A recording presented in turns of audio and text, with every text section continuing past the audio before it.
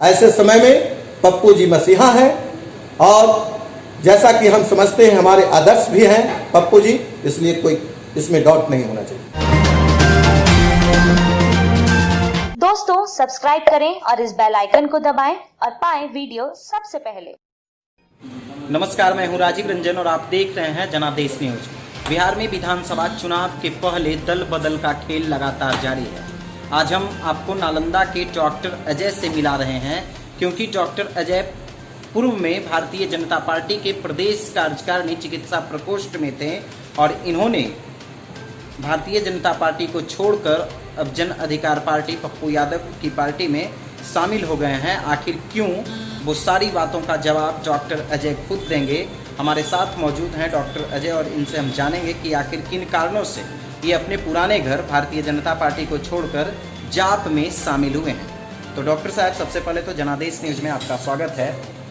और आप पुराने घर भाजपा को छोड़कर जन अधिकार पार्टी में शामिल हो गए, ऐसा क्यों? सर, भाजपा में खास करके बैकवर्ड लोग का कुछ नहीं था। मैं ऐसा महसूस किया कि हम लोग यह जो पार्टी में मुझे प्रदेश कार्यकारिणी चिकित्सा प्रकोष्ठ में पद तो दिया गया, मगर मुझे कभी कोई मीटिंग में नहीं बुलाया गया। मैं चाहता था कि आपका हमारे अध्यक्ष डॉक्टर मनोज कुमार थे, वो आपको एक बार वो मीटिंग रखे होटल में, उसके बाद चिकित्सा प्रकोष्ठ का कोई मीटिंग नहीं। प्रदेश कार्यालय में हमेशा आवाज़ मैं उठाते रहा कि चिकित्सा प्रकोष्ठ का भी कार्यालय होना चाहिए, डॉक्टर को सम्मान मिलना चाहिए। डॉक्टर, क्योंकि आपका कार्यकर्ता को भी आंख जांच करते थे तो हमें इधर उधर करना पड़ता था। भाजपा कार्यालय में जो भी भाजपा के मेंबर थे, अगर उनको आंख जांच किए होते तो निश्चित रूप से पार्टी का ही वोट बढ़ता, मगर ऐसा नहीं हुआ। मैं जिला में इस बार दायित्व चिकित्सा प्रकोष्ठ में अध्यक्ष बनाया गया। इस बार भी मुझे नज़रअंदाज करके चला जा रहा था। मुझे उस घर में घुटन महसूस हो रही थी और मैं कोई भी मीटिंग में जिला के भी मैं बराबर राजेश्वर जी को फ़ोन करके अनेकों बार बोला। आपका जो मीडिया प्रभारी हैं और आईटी सेल के उपाध्यक्ष भी मुझे बनाया गया था, अरशद करीम जी को मैंने भी बोला। आपका जिला अध्यक्ष को भी मैंने अनेक बार कहा, मगर भाजपा में कार्यकर्ता को सम्मान नहीं दिया जा रहा था। जब भाजपा, हम लोग क्षेत्र में घूमते हैं, क्षेत्र में मुझे जवाब देनी पड़ती है। कोई भी जनता का, मैं चिकित्सा प्रकोष्ठ का अध्यक्ष हूँ और कोई भी किसी को इलाज कराना होता है तो मुझे फ़ोन करता है जनता कि डॉक्टर साहब मुझे एम्स में भर्ती नहीं हो रहा है, इंदिरा गांधी आयुर्विज्ञान संस्थान में भर्ती नहीं हो रहा है। तो ऐसी स्थिति में मैं अनेकों बार मैं प्रदेश अध्यक्ष को मैंने फ़ोन किया।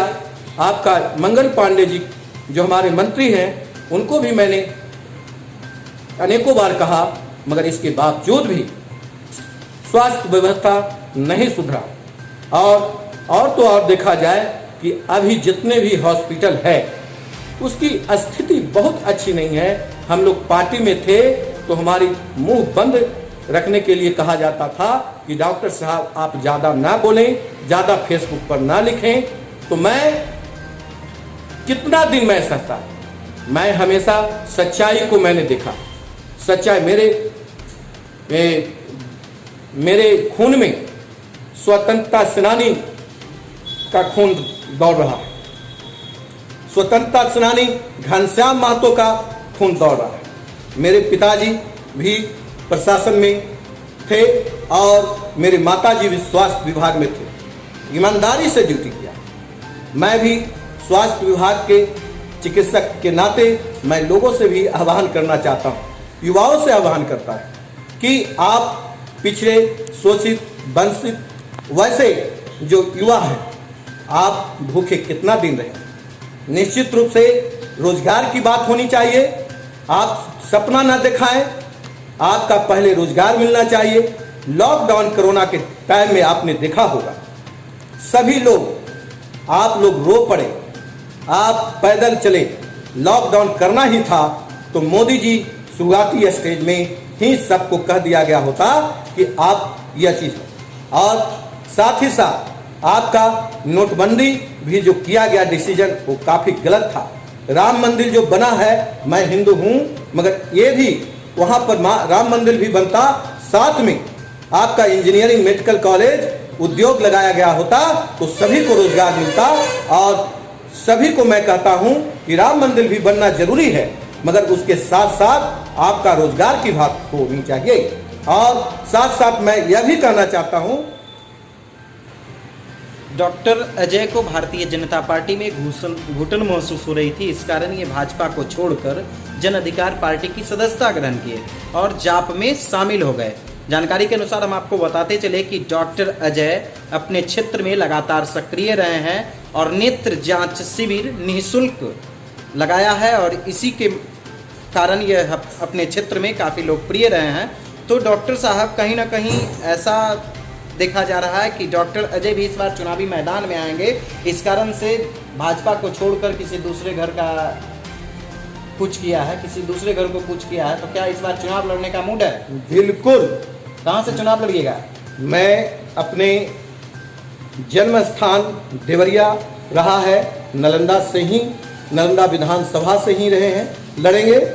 और मैं यह भी कह दूं कि मैं नालंदा विधानसभा के साथ साथ आपका नीतीश जी का गृह जिला है, मैं सातों विधानसभा पर पप्पू जी का कैंडिडेट मैं उतारूंगा। यानी पप्पू यादव के प्रति आप समर्पित हैं पूरी तरह से, इसमें 100%, तो इसमें कोई डाउट नहीं होनी चाहिए। तो नालंदा विधानसभा से छोटे मुखिया भी अपनी दावेदारी कर रहे हैं। छोटे मुखिया जी का अपना स्ट्रेटजी होगी, मेरी अपनी रणनीति तैयार है।